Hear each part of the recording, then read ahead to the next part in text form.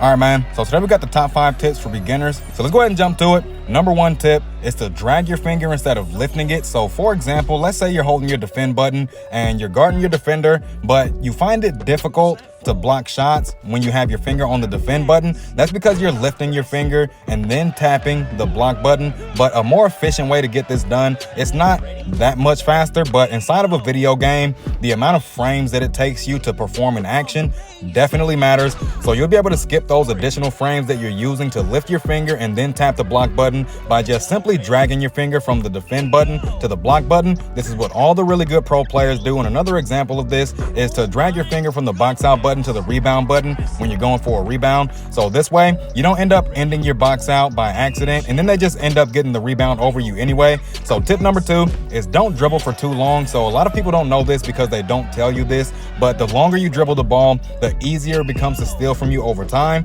So when you first catch the ball, that's the lowest possible chance because you have complete immunity. And then once that immunity runs out and that clock starts ticking while you have the ball in your hand, you're going to lose stamina. And the lower your stamina is, the easier it's going to be for people to steal from you. You don't want to dribble too much against characters like Ayumi because she will steal the ball from you. So make sure you're being careful inside of those instances. So tip number 3 is don't press steal randomly. There's a really good reason for this. And that reason is if you're constantly just spamming the steal button, that means you're constantly giving your person space. And the more space you give them, the higher the probability is of them getting a wide open shot. You don't want to give away open shots. So make sure you're only pressing steal when 1, they've been dribbling the ball for too long, then it's safe to reach, but make sure you're being careful with those. Another time that's good to steal the ball is when they're dribble restricted. So when they're holding the ball with both of their hands, that counts as them being dribble restricted. That's also a really good time to steal the ball because they're not able to move. And on top of that, your steal rate increases on characters who are dribble restricted.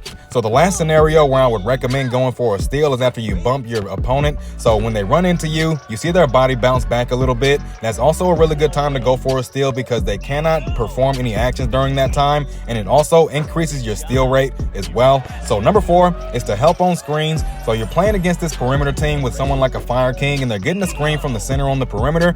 You play center or power forward. You're just hanging out under the rim. Your teammates need help on the perimeter, but you're not going out there. So you want to make sure you play the sides of the screens. So you don't want to be trying to go through the screen or go around the screen. You want one person on one side of the screen, the other person on the other side of the screen. So the center or power forward that's setting that screen, they might cut to the rim and end up getting 2 points off of a dunk or a layup. But the ultimate goal when helping on the perimeter is to stop them from getting 3. Stopping the opponent from getting 3 is extremely important inside this meta because it is so easy to get those. So number 5, prioritize the open shot, dunk, or layup. So I noticed that a lot of people, they try their best to, like, they're dribbling for too long when they're trying to find a shot. And what you can do instead of that is if you have 2 defenders on you, you simply just pass to the open man. And if you're passing to the open man when there are 2 on you, they'd be less inclined to double team you because they know you'll pass the ball. I know this from personal experience because my whole play style revolves around this. I just draw extra defenders. I pass to the open man because they see I can't be stopped on a 1v1. Anyone that 1v1s me 9 times out of 10, they cannot stop me. And if you're also unstoppable inside of a one-on-one situation, then passing the ball